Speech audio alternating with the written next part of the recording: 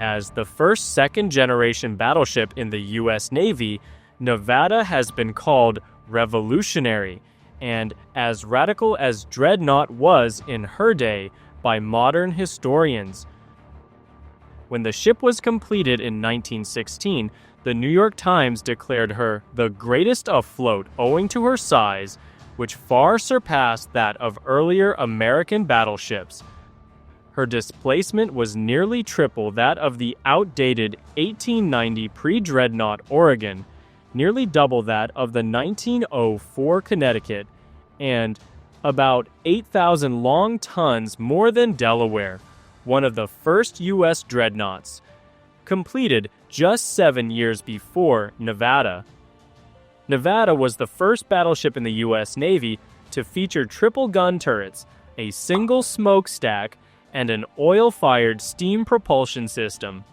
The adoption of oil over coal offered greater efficiency and gave Nevada a distinct edge over older ships. She was also the Navy's first battleship with geared turbines, which improved fuel economy and extended her range compared to earlier direct-drive turbines. Long-distance steaming without refueling was a key concern of the General Board. As early as 1903, the board determined that U.S. battleships needed a minimum range of 6,000 nautical miles to uphold the Monroe Doctrine. One goal of the 1907 Great White Fleet's world cruise was to demonstrate to Japan that the U.S. Navy could project power into Japanese waters. Possibly as a result, post-1908 battleship designs prioritized a cruising range of 8,000 miles, especially since the expected route from San Pedro to Manila under War Plan Orange was 6,550 nautical miles. Range remained a top priority for the Navy. Oil firing also meant fewer boiler room crew were needed. Delaware's engineer estimated that 24 men could replace 100 firemen and 112 coal passers, reducing crew accommodations, and thus saving both weight and the need for extra fresh water and provisions. On top of these innovations, Nevada introduced maximum armor protection over only the most vital areas, such as the magazines and engine rooms, while leaving less critical sections entirely unarmored. Earlier battleships had used armor of differing thicknesses based on the relative importance of the area protected. This bold departure became known as the all-or-nothing armor scheme, a concept later embraced by nearly all major naval powers for their own battleships. Under this system, Nevada's armor accounted for 41.1% of her total displacement, a significant increase over previous designs. Thanks to these major design changes, Nevada became the first of the U.S. Navy's standard-type battleships. These standards were defined by their use of oil-fired power, the innovative all-or-nothing armor layout, and a main battery arranged in 4 twin or triple turrets, none placed amidships. The goal was to build a cohesive fleet of modern battleships that matched in gunnery range, speed, maneuverability, and armor protection. Nevada was the first of this new generation, followed by 11 more ships built to the standard concept, though later vessels incorporated notable upgrades as technology advanced. 7 additional ships of the type, including USS Washington and the 6 South Dakota-class units, were canceled as a result of the Washington Naval Treaty. The 2 Nevada-class battleships were nearly identical in every respect except for their propulsion systems. To evaluate performance directly, the Navy outfitted them with different engines in a deliberate head-to-head comparison.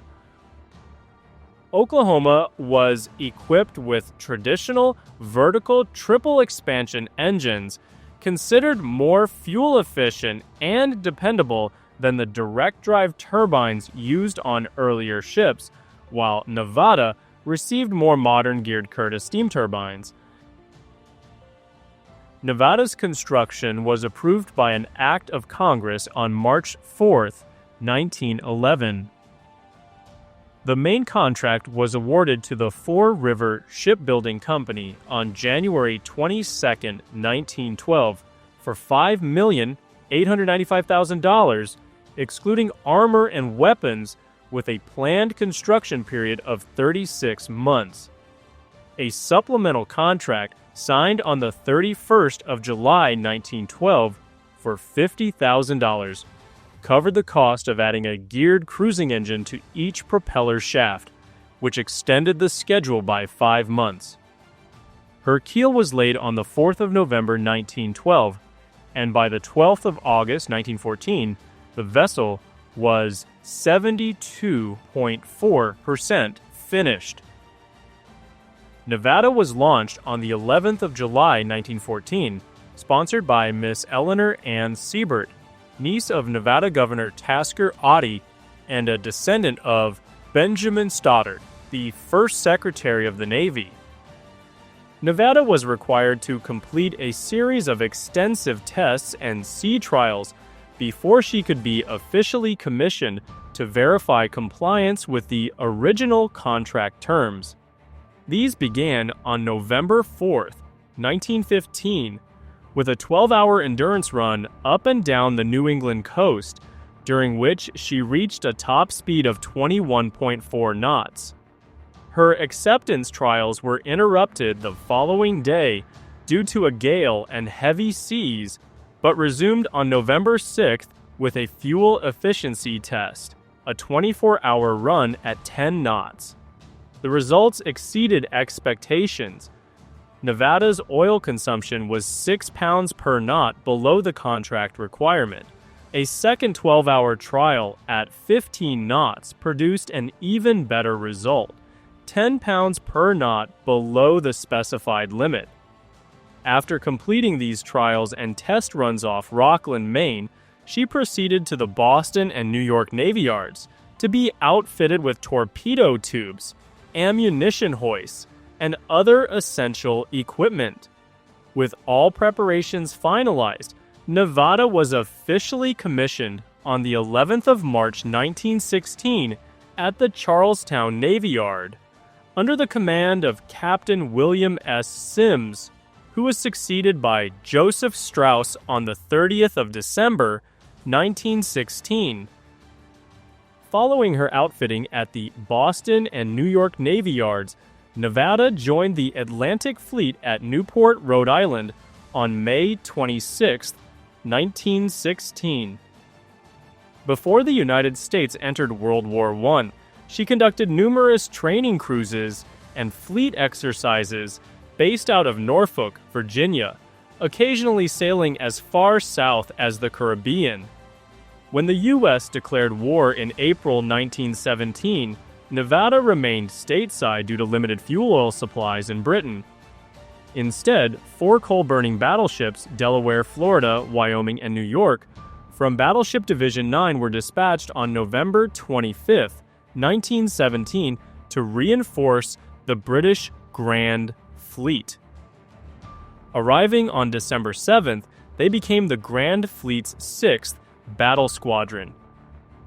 Texas joined them later, departing on January 30th after repairs from a grounding incident near Block Island and arriving in Scotland on February 11th. Nevada, under the command of Andrew T. Long, did not depart for Europe until August 13, 1918, becoming the final American battleship to join the fleet abroad. After a 10-day crossing, she reached Berehaven, Ireland on August 23rd. There she joined Utah and her sister ship, Oklahoma, the trio informally known as the Bantry Bay Squadron, officially designated Battleship Division 6, The unit was led by Rear Admiral Thomas S. Rogers, who selected Utah as his flagship. For the remainder of the war, the 3 battleships operated out of Bantry Bay, providing escort for large, high-value convoys headed to the British Isles. Their presence was meant to deter German surface raiders from bypassing the British Grand Fleet and attacking merchant vessels, which were often accompanied by only lightly armed cruisers. However, this threat never materialized, and the war concluded on November 11th without Nevada, then commanded by William Carey Cole, engaging in combat. On December 13th, 10 battleships, including Nevada, and 28 destroyers escorted the ocean liner George Washington, which was carrying President Woodrow Wilson, into Brest, France. This marked the final day of Wilson's voyage to attend the Paris Peace Conference. The flotilla rendezvoused with George Washington and her escorts, Pennsylvania and 4 destroyers, just outside Brest, and accompanied them into the harbor. The following day, December 14th, the 10 battleships departed for the United States. They completed the transatlantic crossing in under 2 weeks and arrived in New York on December 26, where they were welcomed with parades and celebrations. Between the 2 world wars, Nevada served in both the Atlantic and Pacific fleets under a series of commanding officers, beginning with Thomas P. Magruder and followed by William Dugald McDougall. Originally outfitted with 21 5-inch 51 caliber guns for defense against destroyers, the number was reduced to 12 in 1918, as the 9 guns mounted at the bow and stern proved ineffective due to frequent exposure to heavy seas. Under the command of Luke McNamee, Nevada, alongside Arizona, represented the United States at the Peruvian Centennial Exposition in July 1921. The following year, with Douglas E. Dismukes in command and joined by Maryland, Nevada returned to South America as an escort for the steamer Pan America, which carried Secretary of State Charles Evans Hughes to the centennial of Brazilian independence in Rio de Janeiro, held from the 5th to 11th of September 1922. According to the New York Times, Nevada's crew introduced baseball and its distinctive lingo to Brazil, helping the nation adopt the Yankee game as its own. At the close of 1922, John M. Luby assumed command. 3 years later, under David W. Todd, Nevada joined the U.S. fleet's Goodwill cruise to Australia and New Zealand from July through September 1925. Despite limited resupply opportunities, the fleet completed the round trip without issue. This successful voyage demonstrated to allies and to Japan that the U.S. Navy could conduct trans-Pacific operations and reach Japanese waters where both sides expected a future decisive battle to occur if war ever came.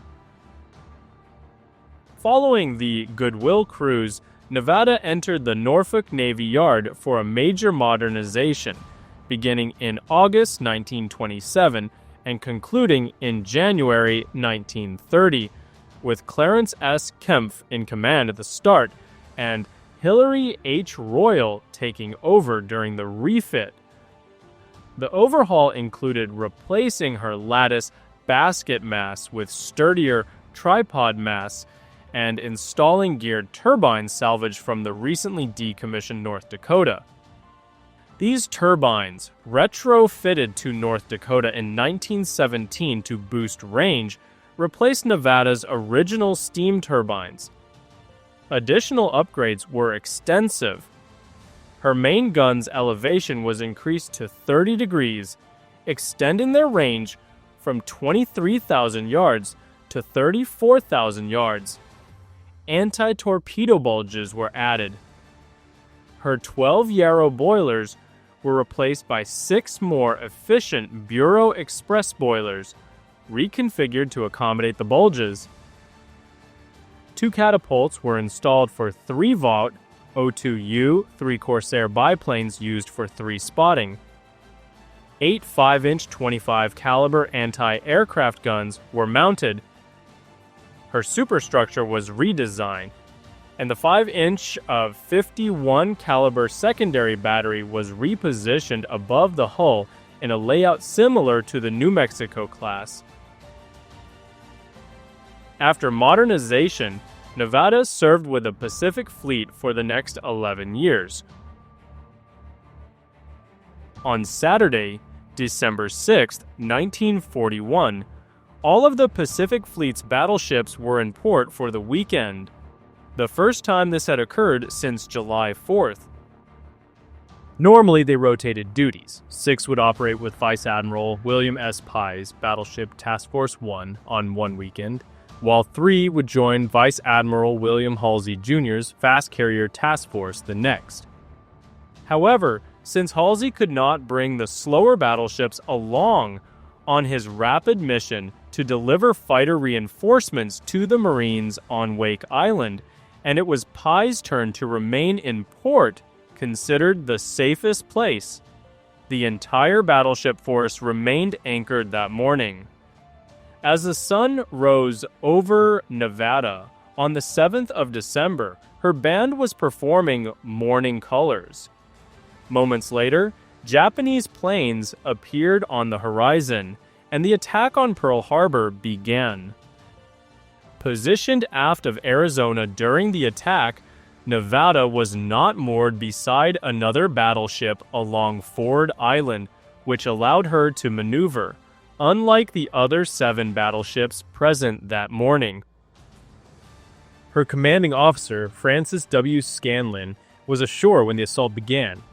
The officer of the deck, Ensign Joe Taussig, son of the admiral bearing the same name, had earlier ordered a second boiler brought online, planning to shift the power load at around 8 a.m.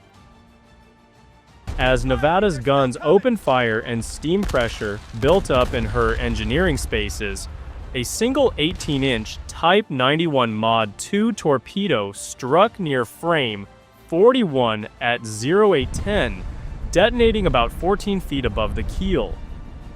Within moments, Nevada's gunners shot down the very Kate torpedo bomber that had launched the attack.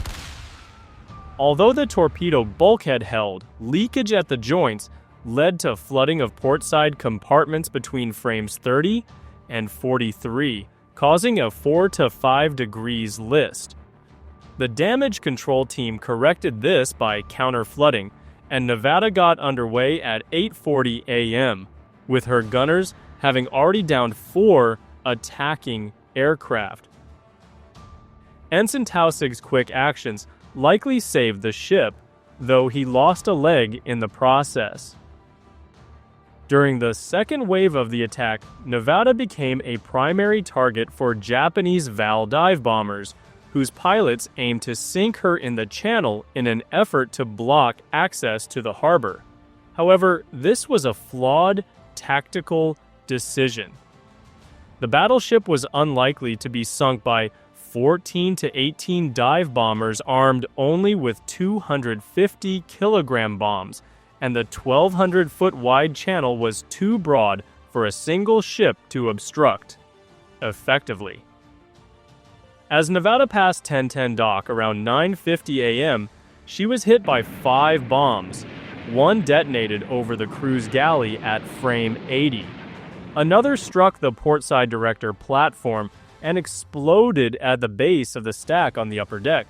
A third impacted near number 1 turret inboard of the port waterway, tearing large holes through both the main and upper decks. 2 more bombs landed on the forecastle near frame 15. One exited through the side of the second deck before detonating, while the other exploded inside the ship near a gasoline tank. The resulting vapor and fuel leakage ignited fierce fires throughout the forward sections. The gasoline fires that erupted near turret, one could have inflicted far more serious damage had the main magazines not been empty. In the days leading up to the attack, all 14-inch gun battleships had been in the process of upgrading to a new, heavier main battery projectile, one that provided improved armor penetration and a larger explosive charge at the cost of slightly reduced range. Nevada's crew had already removed the older shells and powder charges from her magazines and had completed loading the new projectiles. They had paused the operation over the weekend, planning to load the new powder charges on Sunday, the very day of the attack. As the extent of bomb damage became clear, Nevada was ordered to move to the west side of Ford Island to avoid sinking in deeper water. Instead, she was intentionally grounded off Hospital Point at 10:30 a.m., aided by the tugs Hoga and Avocet, though she still managed to shoot down 3 additional enemy planes before reaching the shoreline. Intense gasoline fires forward prevented damage control teams from halting flooding ahead of the main torpedo defense bulkhead. To stabilize the ship, crews flooded the main magazine and counter-flooded opposite compartments, which caused the bow to dip and allowed water to enter at the second deck level. The lack of watertight subdivision between the second and main decks from frame 30 to frame 115 permitted water from bomb holes in the forecastle to flow aft via the ventilation system, flooding both the dynamo and boiler rooms. By the end of the morning's attack, Nevada had sustained 60 fatalities and 109 wounded. 2 additional sailors lost their lives during salvage operations on February 7, 1942, after being overcome by hydrogen sulfide gas produced by the decay of paper and meat aboard the ship.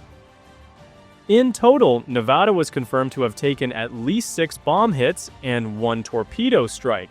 However, investigators noted that it is possible that as many as 10 bomb hits may have been received, as some of the damaged sections were extensive enough to suggest they had been hit by multiple bombs. On February 12, 1942, with Captain Harry L. Thompson now in command, Nevada was refloated and received temporary repairs at Pearl Harbor to make her seaworthy for the journey to Puget Sound Navy Yard, where she would undergo full repairs and modernization. Under her next captain, Howard F. Kingman, the extensive overhaul was completed in October 1942. The refit dramatically altered her appearance, giving the aging battleship a silhouette that, from a distance, resembled one of the new South Dakota-class ships. Her 5-inch 51 caliber and 5-inch 25 caliber guns were replaced with 16 5-inch 38 caliber dual-purpose guns mounted in new twin turrets. With Captain Willard A. Kitts in command, Nevada then sailed to Alaska, where she provided naval gunfire support during the invasion of Attu from the 11th to 18th of May, 1943. The battleship subsequently departed for Norfolk Navy Yard in June to undergo additional modernization work. Following the completion of her upgrades, Nevada was assigned to Atlantic convoy duty in mid-1943. Aging battleships like Nevada were often deployed with transatlantic convoys to provide protection in the event that a German capital ship attempted to break out into the open ocean on a raiding operation. After completing additional convoy escort missions, Nevada departed for the United Kingdom to take part in preparations for the Normandy invasion, arriving in April 1944 under the command of Captain Powell M. Rhea.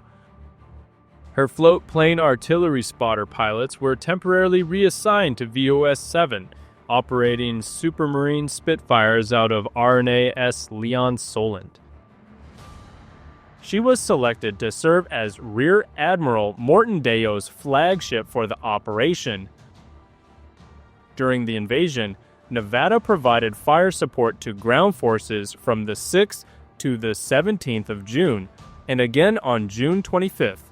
using her main battery to target enemy fortifications on the Cherbourg Peninsula. At times, she seemed to lean back as she hurled salvo after salvo at the shore batteries. Her 14-inch shells reached targets up to 17 nautical miles inland, aiming to disrupt German troop movements and repel counterattacks, even as she was straddled 27 times by enemy counter-battery fire, though she was never struck. Nevada was later commended for her incredibly accurate naval gunfire support, with some of her targets located as close as 600 yards from friendly frontline positions. She holds the distinction of being the only battleship to have been present at both the attack on Pearl Harbor and the Normandy landings. Following the D-Day landings, Allied forces shifted focus to Toulon for another major amphibious assault, Operation Dragoon. To support this effort, numerous vessels were redeployed from Normandy to the Mediterranean, including 5 battleships, Nevada, Texas, and Arkansas from the U.S., HMS Ramillies from Britain, and the Free French battleship Lorraine, along with 3 American heavy cruisers, Augusta, Tuscaloosa, and Quincy, as well as a large number of destroyers and landing craft. Nevada provided fire support for Operation Dragoon from August 15th to the 25th of September 1944, engaging in repeated bombardments against Big Willie, a heavily fortified strongpoint armed with 4 13.4-inch guns mounted in 2 twin turrets. These powerful weapons had been salvaged from the scuttled French battleship Provence and could reach nearly 19 nautical miles, dominating all approaches to Toulon. Heavily reinforced with armor plating and embedded into the rocky slopes of Saint-Mandrier Island, the battery posed a serious threat, prompting orders for supporting warships to neutralize it completely. Starting on August 19th, heavy naval bombardments coordinated with low-level bomber strikes targeted the fortress. On August 23rd, a force led by Nevada delivered the most damaging attack of the operation during a 6.5-hour duel in which she fired 354 salvos. Toulon fell on August 25th, but the battered fortress, described as coming apart at the seams, resisted until August 28th. Nevada then proceeded to New York for maintenance, where her gun barrels were relined. As part of this work, the 3 14-inch 45 caliber guns in Turret 1 were replaced with Mark 8 guns that had previously been mounted on Arizona and were undergoing relining at the time of the Pearl Harbor attack. These guns were updated to meet the newer Mark 12 specifications. Following her refit and now under the command of Captain Homer L. Grosskopf, Nevada sailed to the Pacific, arriving off Iwo Jima on February 16, 1945, to prepare the island for invasion with heavy bombardment, a mission she carried out until the 7th of March. During the assault, she closed to within 600 yards of the shore to deliver maximum fire support for the advancing troops.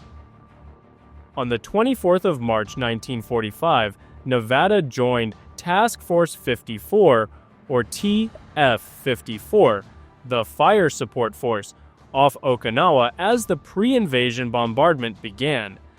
The ships of Task Force 54 had moved into position the night before, starting their shelling missions at dawn on the 24th. Alongside the rest of the force, Nevada targeted Japanese airfields, defensive positions, supply depots, and troop concentrations. However, the next morning, with the fleet temporarily without air cover, dawn came up like thunder as 7 kamikaze aircraft launched a surprise attack. One, despite taking repeated hits from anti-aircraft fire, crashed onto Nevada's main deck near turret number 3, killing 11 sailors and wounding 49. The impact disabled both 14-inch guns in that turret and destroyed 3 20mm anti-aircraft guns. 2 additional crew members were killed on April 5th by enemy shore battery fire. Nevada remained off Okinawa until June 30th, after which she joined the 3rd Fleet from July 10th to August 7th, bringing her within striking range of the Japanese home islands, though she did not open fire on them. Under her final commanding officer, Captain Cecil C. Adele, Nevada returned to Pearl Harbor following a brief period of occupation duty in Tokyo Bay. At 32 years old, a post-war evaluation determined she was too outdated to remain in active service. As a result, she was selected as a target ship for the first Bikini Atoll atomic bomb test, known as Operation Crossroads, conducted in July 1946. The operation involved detonating 2 atomic bombs to assess their impact on naval vessels. Nevada served as the aim point for the first test, codenamed Able, which featured an air-dropped bomb. To distinguish her from other ships, she was painted a bright reddish-orange. Nevertheless, the bomb missed by about 1,700 yards, detonating over the attack transport Gilliam instead. Due to the inaccuracy, Nevada survived the blast. She also withstood the second detonation, which exploded 90 feet underwater, though she suffered structural damage and became highly radioactive due to the contaminated spray. Towed back to Pearl Harbor, Nevada was formally decommissioned on August 29, 1946.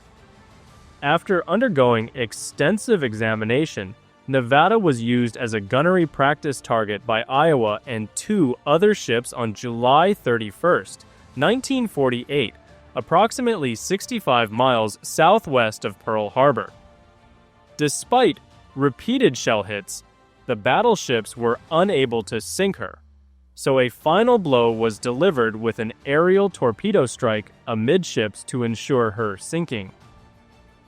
On May 11, 2020, it was announced that a joint expedition by Ocean Infinity, using the Vessel Pacific Constructor and the Operations Center of Search Inc., led by Dr. James Delgado, had located the wreck of Nevada. The battleship rests at a depth of 15,400 feet, approximately 65 nautical miles southwest of Pearl Harbor, off the coast of Hawaii. The wreck lies upside down, bearing the scars of shell and torpedo damage. Scattered nearby is a large debris field containing the ship's turrets, which detached as she capsized, along with the separated bow and stern. Archaeologists also identified the remains of both tripod masts, fragments of the bridge, portions of the deck and superstructure, and one of 4 M26 Pershing tanks that had been placed aboard for the atomic bomb tests. Remarkably, the hull still retained its paint and the number 36 was clearly visible on the stern. One of the former Arizona guns that had been installed on Nevada is now displayed alongside a gun from Missouri at the Wesley Bolin Memorial Plaza, located just east of the Arizona State Capitol in downtown Phoenix. Together, they form part of a memorial symbolizing the beginning and end of the Pacific War for the United States. Nevada earned 7 battle stars for her service in World War II, but her legacy in U.S. naval history extends far beyond that. She became a powerful symbol of resilience and bravery in one of America's darkest moments. As the nation was struck down, Nevada rose to the challenge. She went on to serve with distinction and ultimately took part in defeating the very enemy that had tried so hard to destroy her. She deserved far more than to rest on the ocean floor today. She deserved to have people walking her decks even now. But sadly, Not every story in life ends the way it should. When you think of Nevada, picture her pushing forward through a storm of steel and fire, doing everything possible to resist the enemy and strike back. That fighting spirit never left her, and may we forever feel pride in her name, Nevada, from now until the end of time.